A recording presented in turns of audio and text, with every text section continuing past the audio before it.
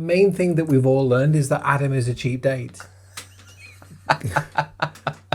I'm quite proud of the fact. Hi, and welcome to our tasting room for Bacchus Uncorked. I'm Jonathan from Bacchus Wine Tasting, and this is... And I'm Adam from Musing of a Man. In today's edition, we're going to look at Cremant.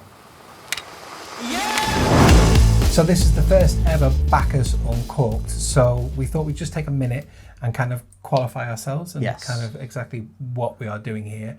Not to be rude, but I know why I'm here. I don't really know why I'm here. I know why. Well, I have all the gear. And I brought the wine. And we're currently in my cave. So, which is the taste. It's the tasting room. It's definitely the tasting We're in the room. tasting room. So I do a lot of. I have a slightly successful YouTube channel where I do gadgets and all that kind of stuff. Now, of late, we've been doing a lot of home brewing and beers and stuff. And the reason why I know Jonathan is that my wife and I have done far too many private wine tastings with him, virtually and in the house. So that's why I'm here.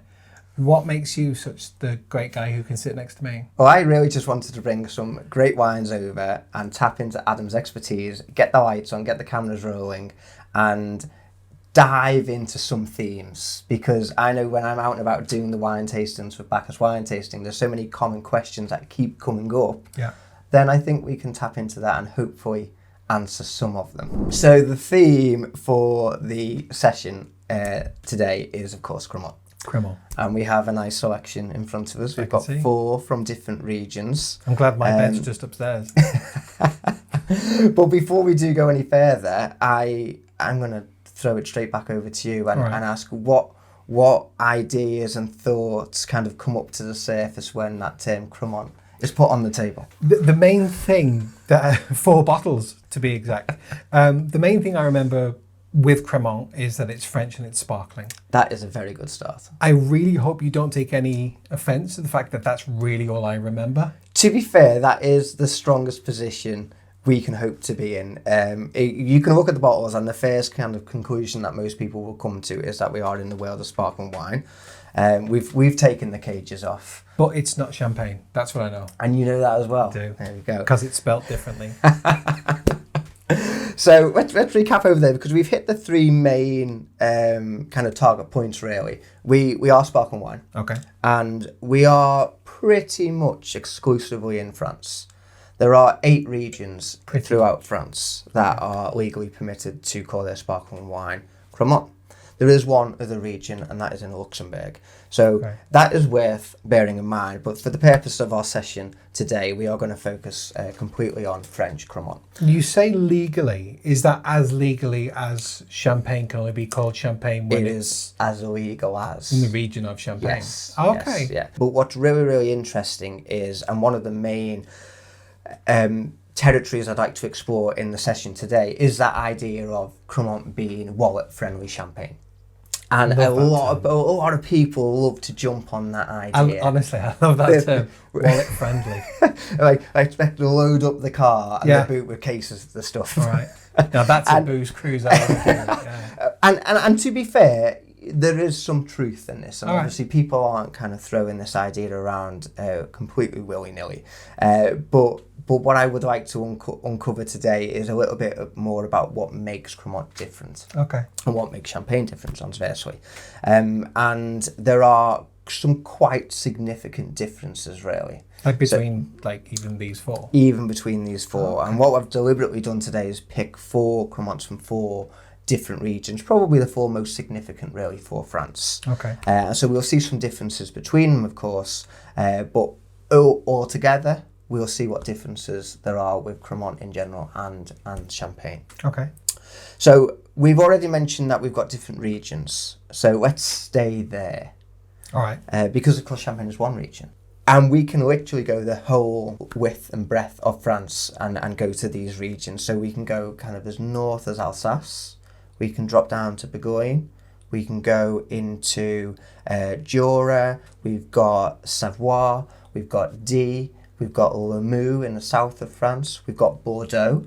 And we've also got the Loire Valley.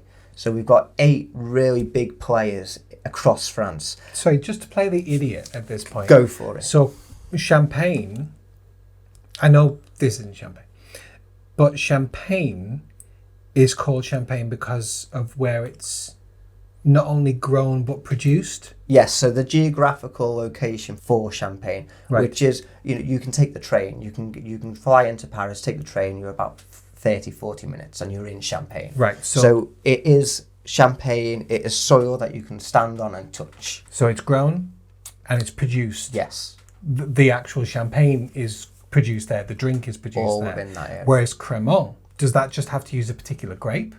Well, this is probably the single biggest factor of what makes Cremant different to Champagne, because each of these 8 regions, just as Champagne does, has its own regulations and laws, and that dictates what grape varieties you can use, the aging that is deployed in for those wines as well. And of course you've got the difference between the terroir. So that's another big term just to throw out there. It sounds great and classy.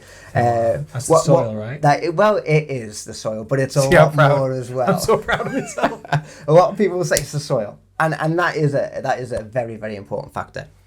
Terroir is quite a large encompassing term, so it does mean the soil, but it means all kinds of climatic factors as well. So your climate, your microclimate, your daylight hours, your vineyard location, in terms of how close is your vineyard to large bodies of water. That could be lakes, rivers and seas. The aspect of your vineyard, its angle and proximity. Is it north facing, south facing? How much intense sunlight is it getting? If your vineyard is also planted at altitude, have you got cooling factors as well? So terroir is an encompassing term for anything really that can impact on the growing of the grapes. Oh, okay, right. And because we've got so many different regions that of course have different terroirs, you're going to have, and you've got different grape varieties being grown as well, you've got so many different factors going on that inevitably you're going to have very different wines. And we've already touched on the fact that you're going to have 8 different wines from around France. Clearly these are going to be different to Champagne. I was thinking that, were you just saying about like the soil and the climatic things and the aspect and all that, even if we just apply that to England, even in the small area that you live, like what the soil is like here it's like clay, you could literally make a pot here. But where I grew up in Lancashire, there was a very low clay count in there. So yeah, I can imagine like throughout the whole body of France, there are so many different types of, not just, I'm kind of going on for soil because that's the only answer I had. But yeah, the climate, yeah, that makes a lot of sense. And this feeds directly into the grape varieties that are chosen in those areas. So I suppose straight off the bat, some people might say, well, if you're not using the same grapes as Champagne, which are Chardonnay, Pinot Noir and Pinot Meunier, then are we using less inferior grapes? Are we using cheaper grapes? And some of those points could be valid for the winemaking elsewhere, but it's really important to home in and realise that actually that's not necessarily the case. Different winemakers and grape growers are selecting the grapes that perform best in that region, based on the terroir.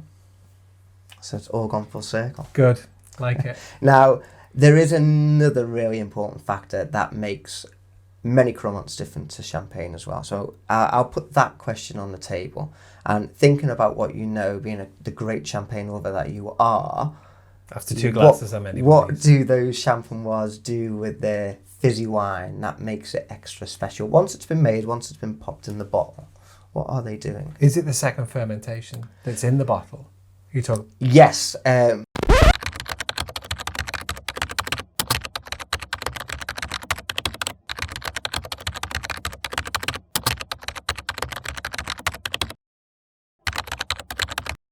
Because not only are they French, not only are they sparkling, but they are produced in that traditional method as well, which is that second fermentation in the bottle. But beyond that, the Champenois are really famed for aging. That's what I was hoping to go. So they're bottle aged as well? They're bottle aged. So not just in barrels. Yeah. They have to, I guess do they have to because of the carbonation of it, or am I being an idiot? No, that second fermentation is going to happen. And crucially, what's happening with traditional method sparkling wines here, so we're obviously talking about champagne, we're talking about Cremant, we can talk about English sparkling wines, we can even talk about Cava made in this method as well. What happens when that yeast and sugar is added directly into these bottles, which is what makes the traditional method so special, is the yeast cells start to break down and die. And at this stage, rather than calling them dead yeast cells, the French call them lees. Lees. Sounds a little bit softer. Is that the sediment in the bottom? That's the sediment in the bottom. And that is kept in there. And we can go back to law now and legal definitions and requirements, because in champagne, a non-vintage champagne would have to be left on the lees, aging in bottle on the lees, for a minimum of 15 months. Okay. But it's interesting just to say off the back of that those big names in champagne, so your Grand Marques, think about your Bollies, your Tats, your Paul Rogers, they will typically double that. So we're talking 3 years for non-vintage. And then for your vintage champagnes, the minimum requirement is 3 years, but those big houses, those Grand Marques, will go 6 years at least. And then if you want to go a little bit crazy of how long the Champagne was aged some of their wines, we can talk about Dom Perignon. And your P1s for Dom Perignon are aged for at least 8 years. And if anyone's got pockets deep enough for Dom Perignon, then you may go in for a P1 first of all. They need to be considerably deeper for P2s and P3s, because their aging is quite exceptional. P2s, 15 years. They're not wallet friendly, no. We are the furthest away you can be. These are enemies of the wallet. A wallet foe. The P3s are aged for 25 years, so there's a lot that goes into them. Yeah, that's something that you and I have talked about before, and a lot of the price of a wine is how long it's had to be stored for. Yes, it's a huge impact for the producer. Well, yeah, you've got to pay for that time. It's literally storage. You wouldn't store like your stuff, all these storage units that are up there. You've got to pay for that time in there, and that works its way into the cost of the output being the wine. This is what I love generally about the wine world, because you really, really do get what you pay for. Right. You might not always know what it is you're paying for as a consumer. Yeah. But you can sleep easy at night knowing that you've probably paid a fair price. Right. If you've paid a few more quid for a bottle, yeah. There will be a reason for that. And equally, if you're selecting bottles that are a little bit more wallet friendly, a little bit more approachable, we say in the wine world, then there will be reasons for that as well. Right. And if you find one that's almost nicely in the middle, which is an okay price that it's not necessarily friendly on your wallet, but it's kind of up there. But the quality of it really shocks you. Yes. Because it's to such a level. That's almost like the happy medium. That's the sweet spot, isn't it? Yeah. If you can get that wine that you have found that has excited you, and made that moment special, and you've got it at that sweeter price, then we're all very, very happy with it. It almost tastes better, doesn't it, when you think, I've got that for a really good price. Absolutely. To go back to the aging then for Cremant and what makes that different to champagne, the legal minimum requirement for aging is just 9 months. What is also really interesting, if you go geek on wine, which sometimes I can do, but I don't always share it. But there's been a lot of research that has gone into this debate about, Cremants and champagnes being, equals, are they, aren't they? And to touch on that aging point specifically, in terms of its chemical makeup, Cremant isn't born the same way as champagne in one argument. So let me just stay with me and let me take you into the birth of sparkling wine. You know what I've said before? Certain things that you come out with is pretentious. Have I just hit that? That alarm's gone off. It's born in a different way. And what I mean by that is wines, not all wines can age. Popular to, contrary to popular belief, because they haven't got the chemical makeup to allow them to survive. So let's just think about our oldest and dearest in our families. We hope very much that they age gracefully. Right. And we would hope that for a good bottle of wine as well. But unfortunately, there are some prerequisites that won't allow many wines to go through the strain that a wine is put on to age. So wines need to be really relatively low in pH, need higher acid, and they need quite a low phenolic count in the wine as well, so less phenols. And well done for staying with me. I'm with you. And actually, Champagne hits that mark. It's very, very low pH, and it has a very low phenolic count as well. But Cremants, of course, don't. They have a higher pH and they have a higher phenolic count as well. That's alkali.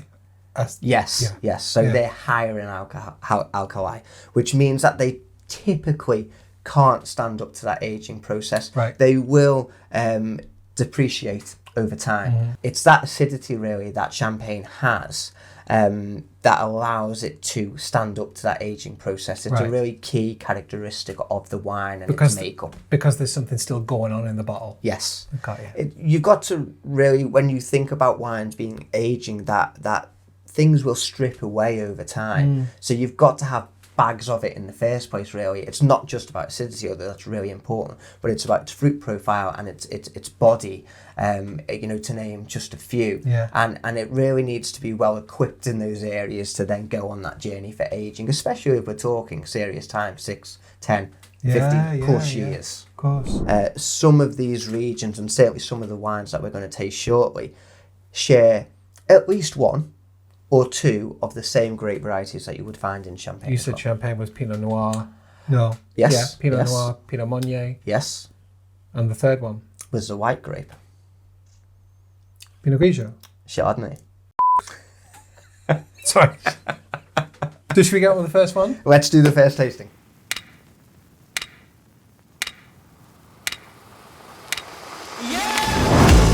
So here we are. We made it to the first tasting. Cheers. Cheers. So we're going to taste our Cremant d'Alsace. This is the Arthur Metz. Arthur Metz.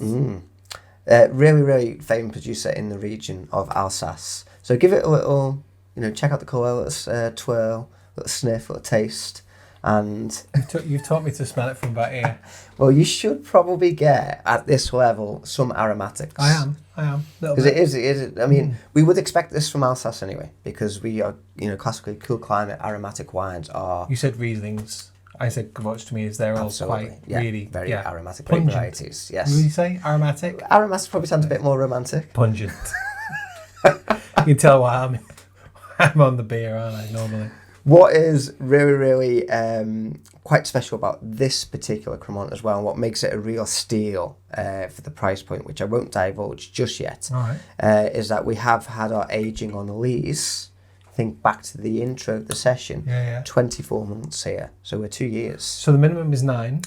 For a legal minimum for Cremant, so we've gone well beyond that straight away. This is 2 years. Yeah, we've actually gone above and beyond minimum requirements for non-vintage champagne. So is that what makes it the more richer colour? Yeah, we're getting a little bit more gold kind of colours coming through from that aging. Yeah, which is really, really nice. But on the nose, we've still got that lovely freshness. Alsace is a really interesting region for Cremant, actually. If I said in terms of percentages, how much production for Cremant do you think comes from just Alsace, considering that we've got 8 regions around France? I don't know, 20%? 50. So huge, half. And the aging is great, 24 months. So, and I think that is giving us some really nice richness to this wine as well. So, we've got those aromatics. It's quite warm on the nose as well, isn't it? You've got the classic citrus and green fruits, apples. Okay. That you would expect. But I think what's nicer where you're getting that little bit more ripeness from the fruit, that little bit more generosity. There's some nice stone fruits there. There's a little bit of peach. You could perhaps stretch to a bit of apricot. I did actually just think peach, by the way. I wasn't just waiting. What else do you smell on that? A touch of apricot. Yeah, but I think as well, just on the finish, some dried fruits. That's what I was going to say. And I think I would definitely attribute that to the aging. So you've got what we would in the wine world classify as tertiary characteristics. These are characteristics that have come into the wine from aging. Okay. Rather than your primary. Actually being there. Yes. There is. Yeah. Okay. There's been a bit of evolution in the wine, and you only get that if you're prepared to let that bottle sit on its lees. Yeah. Absolutely. I'm having a go. Do you remember at the intro where we were talking about how important acidity was? My mouth is Yes. flooded. Yeah, that will be down board, don't you? One thing that Jonathan has alluded to before, to kind of measure the acidity in any wine, really, isn't it? Is once you've taken a sip, lift your tongue, and just see how much you salivate. I mean, seriously, I almost need a serviette. It's. I mean, I'm just sitting listening to you now, and I'm still aware that it's still going. Yeah. But what is lovely about this particular wine, I would say, is because acidity is great in wine. It makes it very fresh and drinkable, but it can easily stand out of balance. And I think because we've got quite a generous fruit profile, it can stand a bit out of balance. So if your wine appeared a bit sharp, or you did that classic thing where you go, when you have a not very good wine. Yeah. And it's quite a lot of times, particularly for white wines, it can be because the acidity is out of balance with the rest of the wine. It doesn't feel like it's out of balance. Not at all. It's There's not really generous fruit. It doesn't make you pull the face. So is it the fruit that then kind of nicely rounds that? Kind of levels up to the acidity, but also that aging and that roundness that's on the palate, that slight creaminess to the mouthfeel is balancing out that acidity as well. So, now, can you put a price on the bottle? Can you put a price on perfection? We've started off relatively strong. It's almost putting itself up against maybe those lower level champagnes. I know that kind of a half decent lower level champagne is probably talking about 20-25 quid a bottle. And so stay with around the £20 mark, but then think as well, you are a producer in Alsace and you're making Cremant, and you know you're not champagne, and you know people will make comparisons, so you're not going to charge champagne prices. Oh, okay. So where are you going to go now from 20? It kind of feels like you're leading me down. I'm helping a little bit. What, 15? 15 would be fair. So actually this is our first supermarket entry. This is Asda. This is Arthur Metz. Full price, it's $12.99. It's on offer now, $8.99. Stop and it. That is an absolute steal. Forget about the booze cruise. There's a 24-hour around the corner. No, I'm not on any commission from Mr. Asda. However, credit where credit's due. Next one.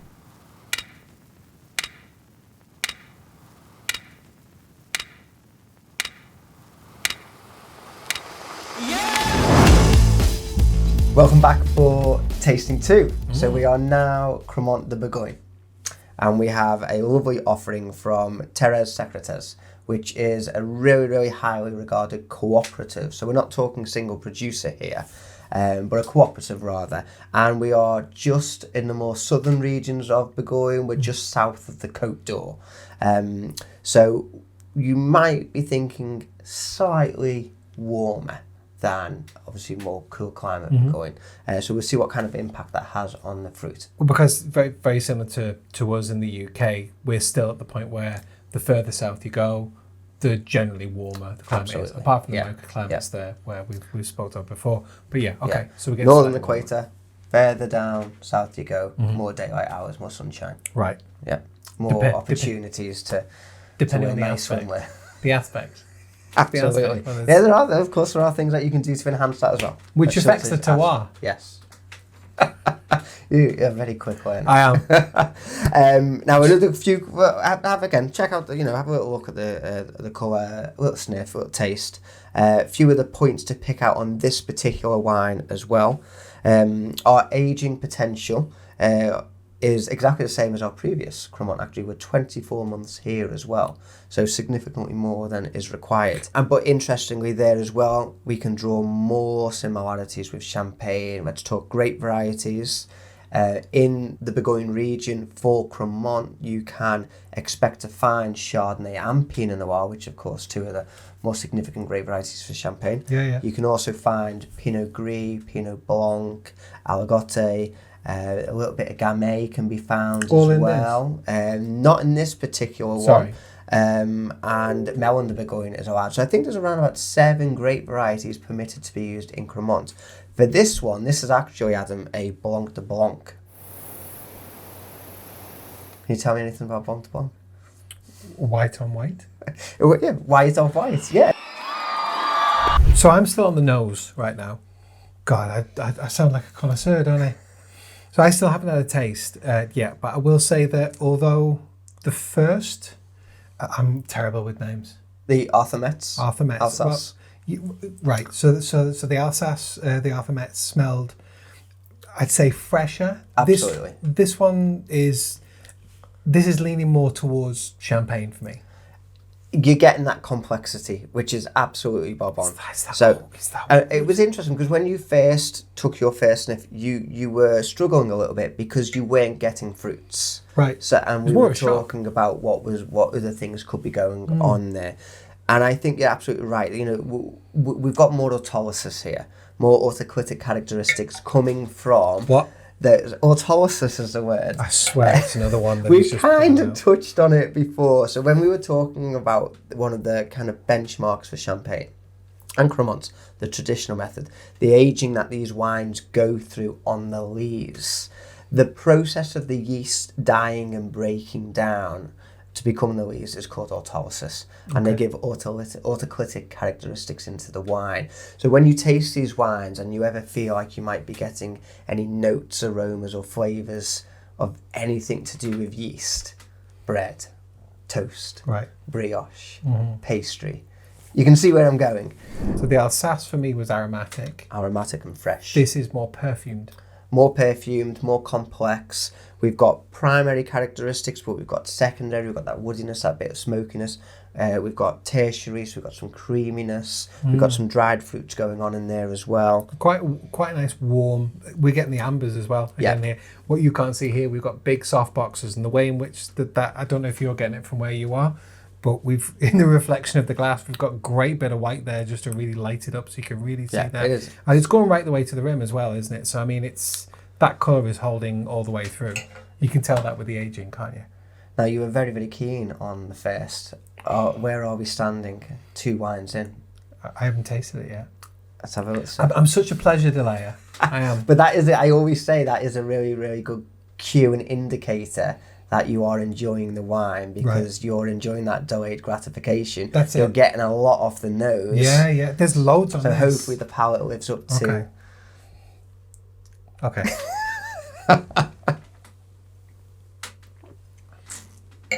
I think it's delicious. Very rich. It's very opulent. It's generous on the palate. And yet cleaner. It's clean much tasting. Cleaner. Yeah. There's nowhere near as much. Actually, there is still that acidic level, but I mean, you're going to get that with a Cremant. I'm starting to learn. But shall we reserve judgment to the end, or do we think we're going to place this in the front runner as a front runner already? If we're looking to try and match champagne, definitely. Okay. For me, this is more.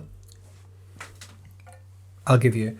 This is more a nice cozy evening, whereas the first was more of a crisp spring afternoon. Nice. Do you know what I mean? Yeah.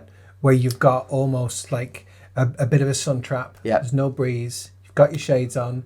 First time you've done it of the year. Do you know what I mean? I think so. I would add to the Arthur-Mets as well, aperitif. You know, great aperitif. Get the party started, especially if you're getting some people over. Then that would be your perfect offering. And I love the idea of cozying up in front of the fire. That's what that is. I think they're equal runners for me, and that's probably because of my awful layman palate. But I think they have different. Yeah, I think they different merits. Yeah, absolutely. I would completely agree. We have touched on 2 nice broad styles: aromatic, fresh, vibrant, fruit forward, versus complex, generous, and opulent. So the Alsace, yes, I was shocked. $12.99 on sale currently for $8.99. $8.99. That's just mental. So this has got to be more expensive. Yes, considerably more expensive. Comparatively, yes. Okay, so let's take the $12.99 rather than the current special offer, as it were. Although if you're watching this anytime recently, seriously, get yourself down to Asda with 2 bags for life. I'm gonna say double. I'm gonna go double would be a good $12.99, so 25, 26 quid. You are pretty much bang on the money there. So online retailers, I think I have seen it for as much as £24. Okay. But shameless plug here. Bottle shop. $19.50. Link in the description. Can I get an affiliate link? On to the third? Yes, on to the third. I have to get rid of that one now, aren't I?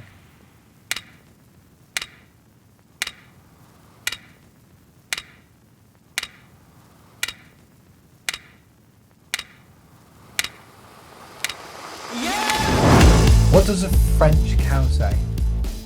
I don't care. I'm saying it a second time just 'cause I'm just so proud of that. I never make a joke. So this is Limoux. Limoux. That's correct, yes. Okay. So we are in the Languedoc region in its own designated zone, Limoux, in the south of France. I'll be interested for this one. So we are I'm not ready. gonna lie to you. No, and I wouldn't want you to. If I don't like it, you'll wear it. I know we didn't discuss that. So we are in Limoux, quite rightly. And the great varieties that we can expect to find in our Cremants from this region are Chenin Blanc. So that's probably our first mention of Chenin so far. Yeah. Chardonnay, Pinot Noir as well, being probably the most significant in this region. In this particular Cremant that we've got, we have majority Chardonnay. So we can draw some comparisons with the Bourgogne that we've just had. But there is a proportion of Pinot Noir as well. And the producer and Tech will say that gives a little bit of backbone, a bit of structure, and a bit of finesse to the wine. I like that. That's very good. It's almost like you know what you're talking about. So from if memory serves, the Pinot Noir and the Chardonnay are both champagne. Yes. I kind of feel almost like I'm a little bit rude now, constantly referring back to champagne. Because I'm getting to the point now where I realise that Cremant really has its place. Yes. And it doesn't necessarily have to be in the shadow of champagne. Just because it's just because it's in the league that is what's known as French sparkling champagne. And in reality, will any producer making Cremant be ever able to escape that? I'm not so sure. Because champagne is champagne. Yeah, but also because we're in the old world as well. Yes. Because we're in old world region, champagne is always front and centre. Yes. With the likes of a Merlot. Yeah. That's the French way. That's the American way. A Merlot. You're having a Merlot. But even when we're, and I hear it so many times in conversations and tastings, even when we're not even drinking sparkling wine, champagne will still find its way into the equation. Right. But I think that is really, really important to remember.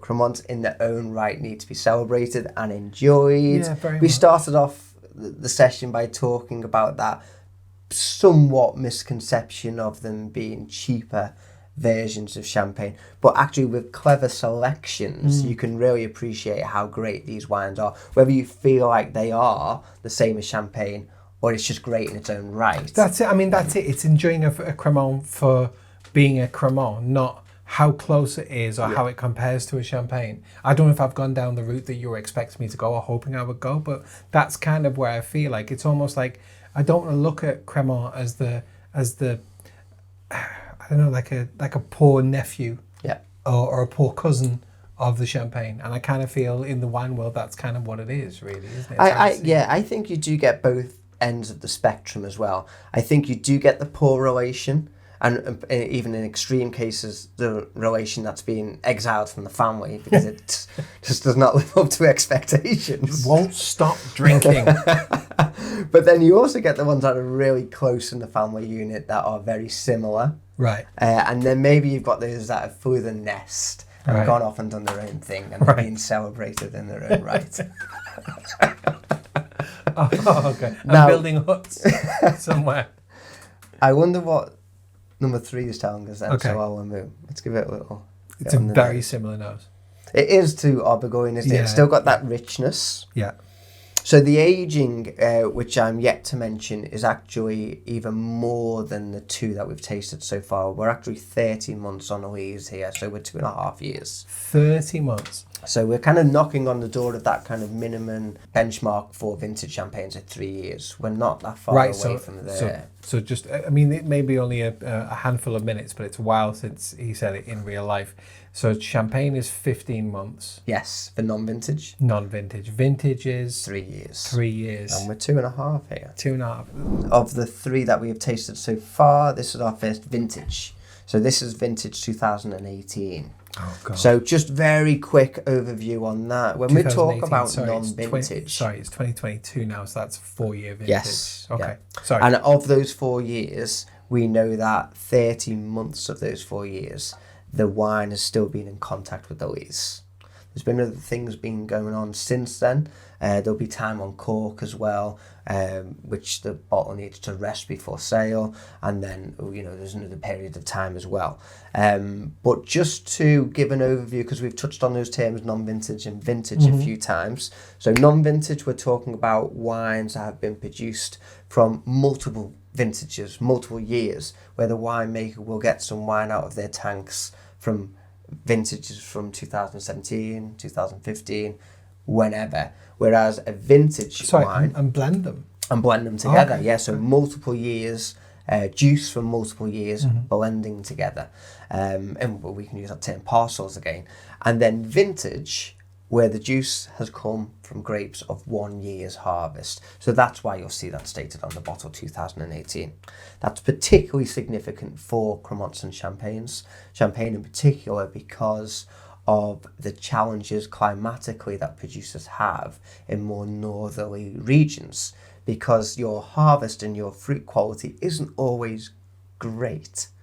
And when it's not great, you need to supplement that with the good juice from a previous year. So a particular year where you have maybe harsh frost. Yes. During that period where on the vine there'd be really Maybe the sunshine hours in the latter weeks and months in July and August weren't so great. Maybe your grapes didn't get to full ripeness. We've still got to do the best we can with what we've been handed by Mother Nature, right. But we can supplement that with some reserves from previous years. Tried and tested. That's our non-vintage. Okay. So this is our first vintage. This is 2018, and we're 30 months on the lees, and we're saying that we're still getting that same kind of richness and opulence from the previous Bourgogne. I would add that we've probably got, for the first time, some really nice bright grapefruit citrus notes on the nose. I had to take a drink of that, I'm sorry. Oh. It's very inviting. Oh, it's very... yeah. Is that sure for... Oh, that's nice. Sorry. Lovely. Yeah, sorry. We were talking about the nose. I just couldn't help it anymore. I do think that we've got...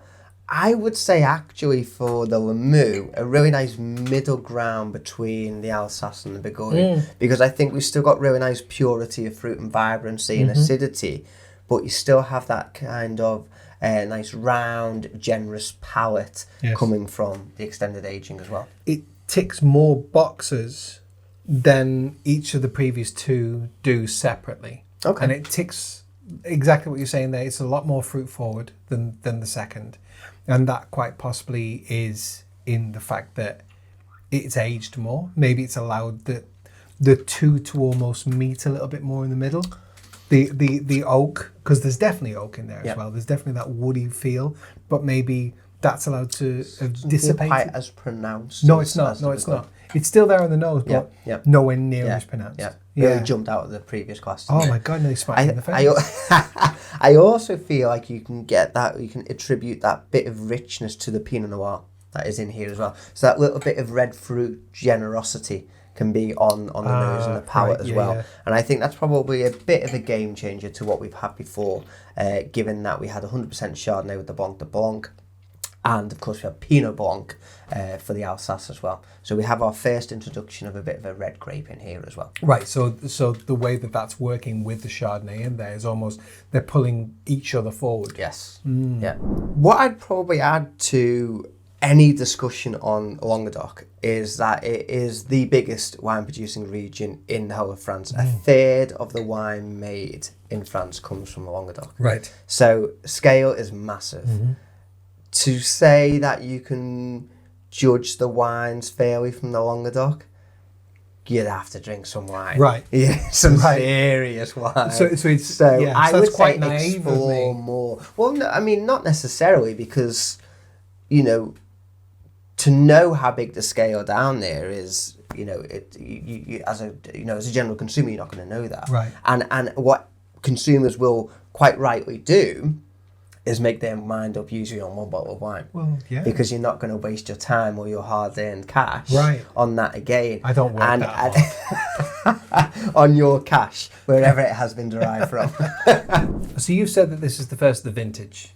Yes, of the three, this is the first vintage we've had 2018. So I'm going to say this is definitely more expensive than the first two. That is a logical conclusion to come to, yes. So I would stick on that track. That's such a lawyer answer. Oh, so I would stick on that track. Stick on that track. If you'd left it, that would have been a logical conclusion. I'm going to walk you down the wrong way.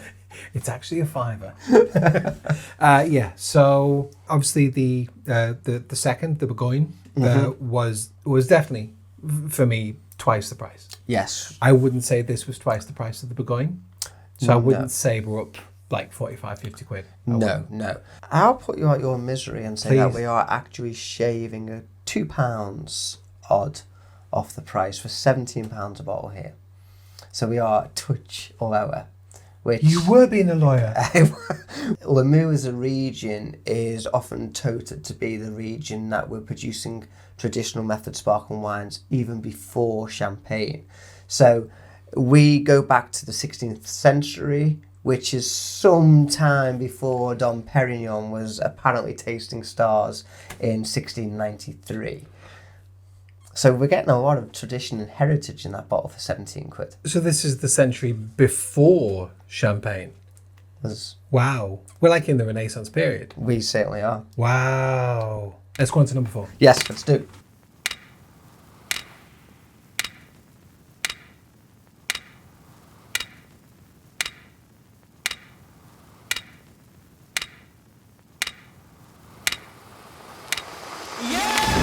So now we have our Cremant de Loire, and we have got Chenin Blanc. It's one of the main grape varieties for the region in the Loire Valley. You can also find some Cabernet Franc and some Pinot Noir as well for these sparkling wines. But this is Chenin Blanc through and through. It's still quite warm tones. Yeah, I think we've had that pretty consistently with all of these, and I think we've had a lot of talk about aging, and we've obviously got that deeper colour coming through from all of these wines, and it is a classic hallmark for these traditional method sparkling wines. So it's nice that we've seen that present in all 4 absolutely. wines. It's definitely all the way through there.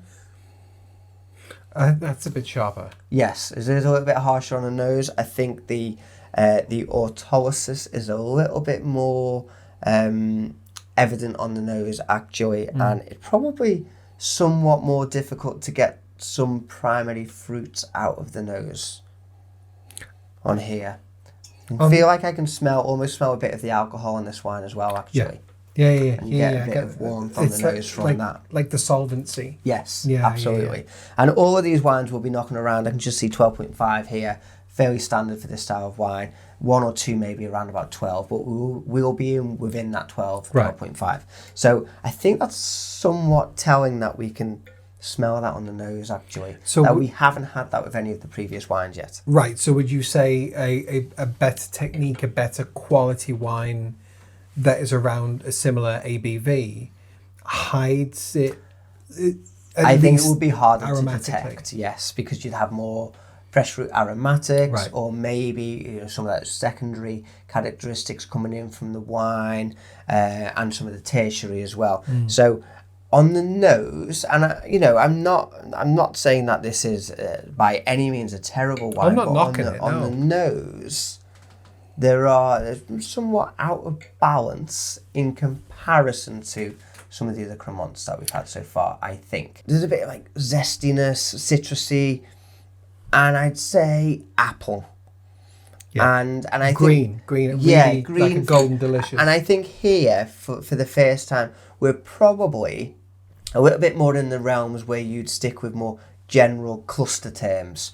So I'd say citrus rather than lemons or limes, and I'd say green fruits rather than apples and pears, really. Yeah. And I think that's a bit more of a sign of quality and premium producers, where you get those clearly identified fruit characteristics, and I think this is definitely pineapple. Quality. This is definitely banana on the nose. Yeah. This is definitely, you don't get that with. I think overall we're somewhat out of balance on the nose. We can feel a little bit of alcohol coming through on the nose. And for our fruit clusters, we're more citrus and green fruits. It's a bit more generic. Yes, yeah. I can still feel that autolysis there. It was a little bit, like you say, a little bit harsh on the nose. Actually, the palate is a bit more rounded than the nose, I think, leads you to believe. I feel it's a little bit more easy drinking. I feel you can appreciate that kind of citrus and green fruit a little bit more. I think the acidity is in good check with the fruit. Definitely, yeah. I don't mind that. No, do you know what we've done here? We've come straight off the back of a vintage. Yes, and from great regions, Ormeau, Bourgogne. I think a real surprise was how much we enjoyed the Arthur Metz from Alsace. I think we've had some really, really great Cremants. And that was from Asda for currently £9. Yes, on offer. So the battle of the supermarkets could be another episode altogether. But we've had, I think we've had a great selection so far. And I do think this is still a great Cremant. Price-wise, we are £12. I do know that it is quite often on offer for around about the £9.50 mark, but currently, as it is today, full priced at £12. So I think that probably just illustrates how much of a steal the Alsace is from Asda. Yeah, no, absolutely, I get that. So you've already chosen your number one. I have. That's because you know what you're talking about. This is completely down to your preference. But that's the beauty of wine, isn't it? Yeah, absolutely. Which wine have you enjoyed? That is all it comes down to. Not the price, not the area, not the label, nothing else. Straight off the bat, we've done a lot of the talk. At the end of the day, which one ticked the boxes?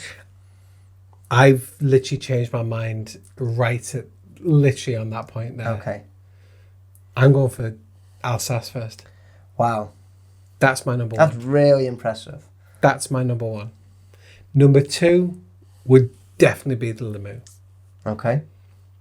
And I think it might be because my palate is so juvenile, possibly. So I'm going to go first, second, the Bourgogne third. And obviously, we know that this is fourth. Yes. So while I pour my number one, which I can't believe it's the it. cheapest. I know. Even when it's full price.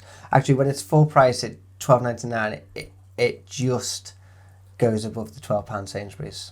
Taste the difference. And that's the standard price for the... and that's how much it is at the moment. Wow. So, and then we were £19.50 for the Bourgogne and $17 for the Limoux. My favourite that I poured, it was a really, really tough choice. I went for the Limoux. Tough against what? The Bourgogne. The Bourgogne. Yeah, I would, and that probably is really pretentious because they are the two dearest. However, I would echo the surprise and gratitude for how great that is, and I think it's stylistic for me. So when I want.